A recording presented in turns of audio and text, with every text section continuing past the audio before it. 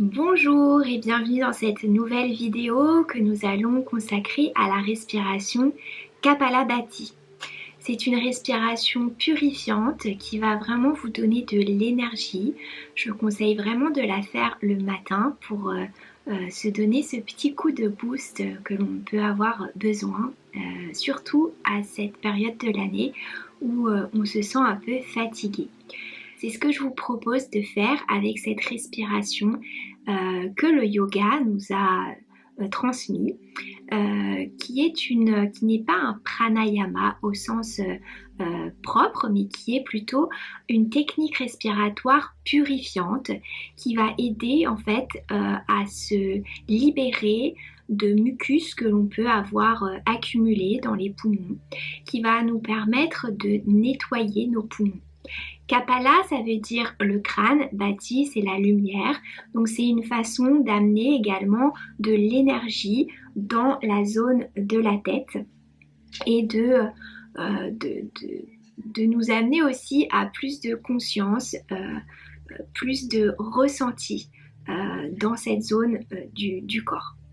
On va venir chercher à activer le bas, la zone abdominale, remonter cette zone, toute cette énergie qui peut être stagnante dans le bas du corps, dans la zone du bassin, la remonter vers le haut, vers la tête. Donc il y a juste une contre-indication pour ne pas pratiquer Kapalabhati puisqu'elle va activer la circulation sanguine.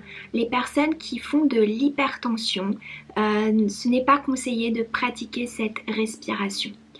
Pour les personnes, pour les femmes qui attendent un enfant, c'est également peu conseillé dans le sens où on va beaucoup amener de l'expiration forcée depuis l'abdomen. Sinon, pour toutes les autres personnes, cette pratique est vraiment un atout santé et une très belle façon de prendre soin de ses poumons.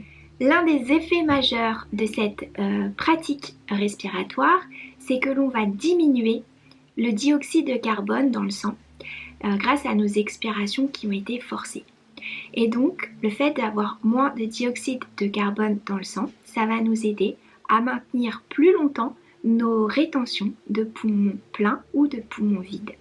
Donc, c'est vraiment un des effets majeurs de cette pratique respiratoire. Et c'est pour ça que la plupart des apnéistes l'utilisent avant de descendre en apnée parce que ça va vraiment les aider à garder le plus de minutes sous l'eau. Donc observez la pratique, les effets de cette pratique sur vos durées de rétention, poumon plein ou poumon vide. Donc l'idée c'est de venir mettre les deux mains sur notre ventre, on inspire normalement, le ventre se gonfle. Et sur l'expiration, on va engager fortement la zone des abdominaux, ce qui va faire remonter l'air, le faire ressortir de manière assez forte par les deux narines. On fait tout par les narines, rien par la bouche. Donc on va prendre une grande inspiration normale, une grande expiration normale. On vient porter notre attention dans sa zone entre les deux sourcils. Et sur la prochaine inspiration, le ventre se gonfle et on expire.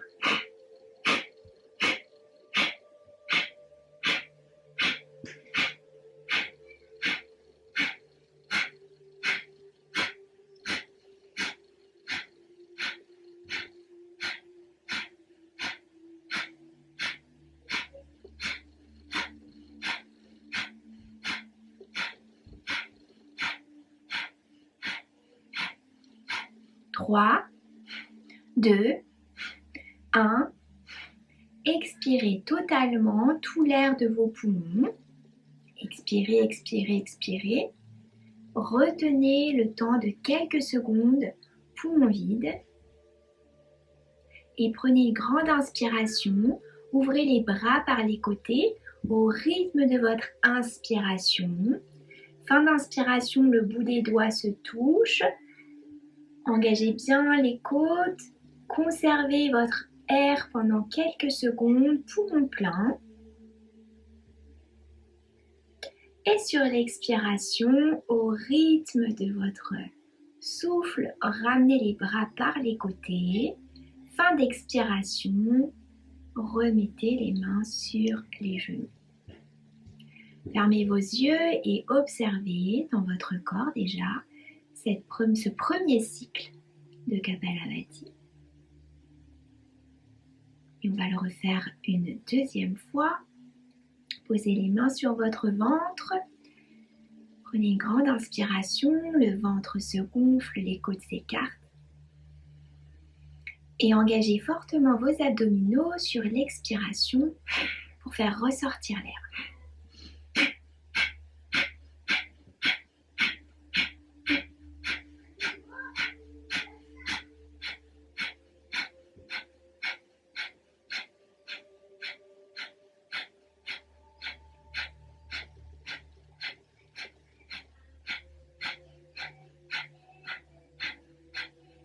3, 2, 1.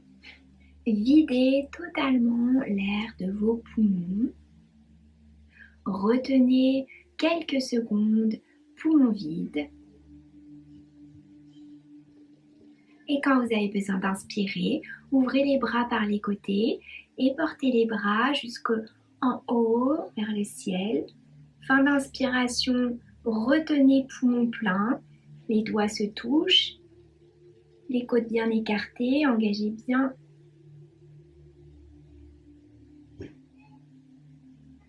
Et sur l'expiration, ramenez les bras par les côtés au rythme de votre souffle. Relâchez les épaules, les mains sur les genoux, reprenez un temps pour observer.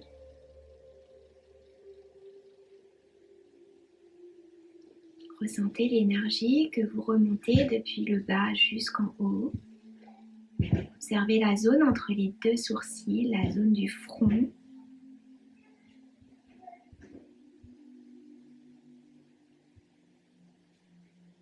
Et on va le faire une dernière fois, ce mouvement de respiration forcée. On va à nouveau reporter nos deux mains sur notre abdomen. On inspire, le ventre se gonfle. Et sur la prochaine expiration, le ventre va se dégonfler et ramener l'air par les deux narines.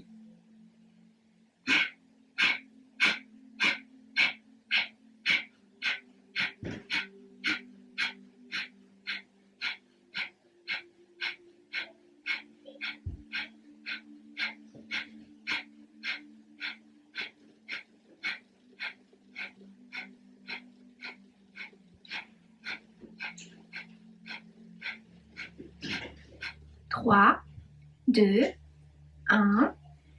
Videz tout l'air de vos poumons. Retenez, petit temps poumon vide. Et prenez une grande inspiration, levez les bras par les côtés. Le bout des doigts se touche. Fin d'inspiration, cherchez à vous grandir. Inclinez le buste, toujours poumon plein, vers la droite. Toujours poumon plein, inclinez le buste vers la gauche. Toujours poumon plein, revenez au centre. Et expirez, ramenez les deux mains devant l'espace du cœur. Redéposez vos mains sur vos genoux. Et observez. Observez les sensations dans votre corps, dans votre tête, autour de votre tête.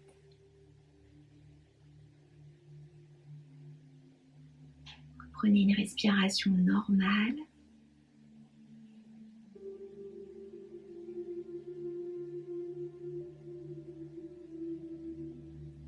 Ample et profonde.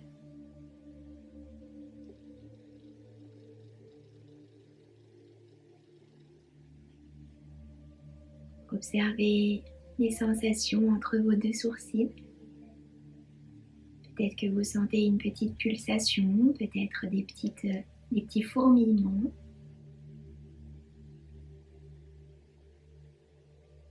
Cette respiration est vraiment idéale à faire le matin quand vous vous réveillez pour vous énergiser, vous redonner un petit peu de mouvement, de l'amplitude respiratoire.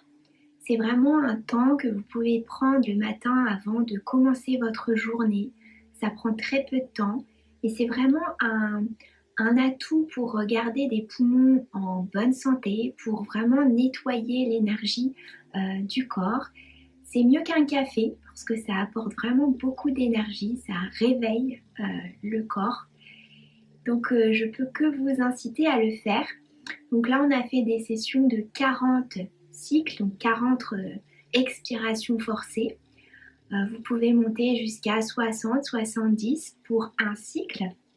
Ne cherchez pas à aller trop vite, trop fort, trop rapidement. Cherchez vraiment ce qui est juste pour vous. Et allez-y progressivement. Chaque jour, ajoutez quelques expirations.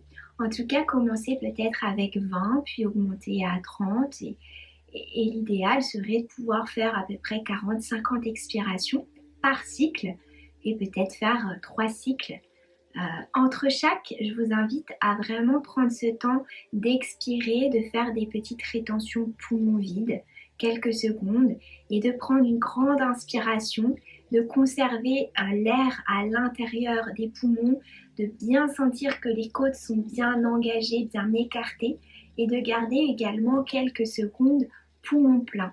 Ça va vraiment maximiser les effets de cette pratique de Kapalabhati. J'espère que cette pratique de Kapalabhati vous aura permis de vous réénergiser. En tout cas, si vous avez des questions, n'hésitez surtout pas à me les poser en commentaire. Je serai ravie de pouvoir y répondre. Et si cette vidéo vous a plu, vous pouvez la liker, vous pouvez m'envoyer un petit message pour m'encourager à en créer de nouvelles. Si vous avez également des sujets que vous avez envie que j'aborde, n'hésitez pas à me les soumettre. Et puis abonnez-vous à ma chaîne pour pouvoir être au courant des dernières vidéos que je posterai, à raison d'une vidéo tous les 15 jours. Je vous dis à très vite et belle pratique!